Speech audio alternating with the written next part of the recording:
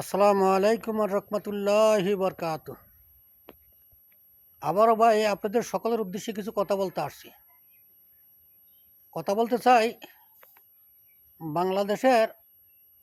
বাংলাদেশ না সারা বিশ্বব্যাপী অনলাইনে সকলে কাজ করে।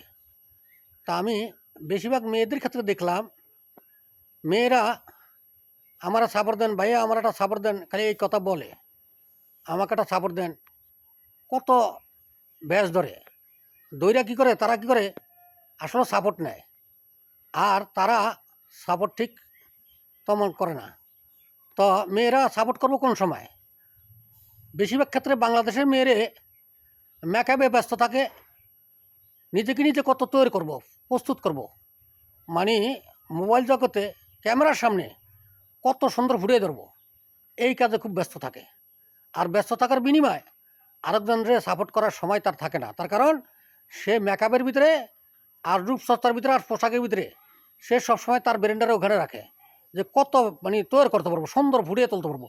তো আসলে ফুটিয়ে তুলে সে মানুষকে ধোকা দিয়া কীভাবে সে নিজে তৈরি করবো, এই চিন্তা তার ইচ্ছা আছে, কি ধোকা দেওয়া। এই যে আপনি যে ধোকা দিয়া, আপনি যে মানুষকে ধোকা দিয়া, আপনি যে প্ল্যাটফর্মে রূপচর্চা করিয়া, আপনি বিশাল নিজে প্রেজেন্টার তৈরি করিয়া আপনি যে এখানে ছেড়ে লইলেন, ছেড়ে লওয়ার পরে আপনি একজনকে আপনি রূপচর্চা দেখাইয়া একজনকে, কেননা বেশিরভাগ তো অনলাইনে যারা আছে বেশিরভাগ গেলাম দেখা গেলো একাকিত্বের জীবন। তো আপনি যে একজনের সঙ্গী বানাবেন, তারা তো আসলে প্রকৃত রূপ আপনি দেখেন নাই। আপনি তার লগে কী করছেন, প্রকৃত কী করছেন, ধোকাবাজি রূপ দেখাইছেন, দিয়া কী করলেন, আসলে আপনি সেই লোকটা ঠকাইতে গেলেন, আসলে আপনি কী করলেন, নিজে ঠকে গেলেন। তা আসলে প্রকৃত সোনা দীক্ষা মানুষকে যাচাই করিয়া আপনি নেন, আর আপনার প্র্যাকটিক্যাল চেহারাটাই আপনি এই মোবাইল জগতে ক্যামেরার সামনে আনেন।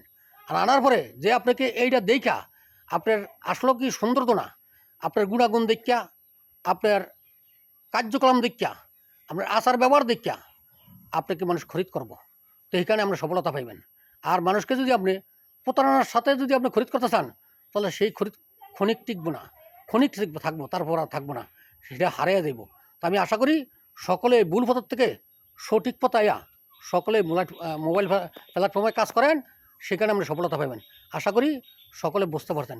আসসালামু আলাইকুম আর রহমতুল্লাহি ওয়া বারাকাতুহু।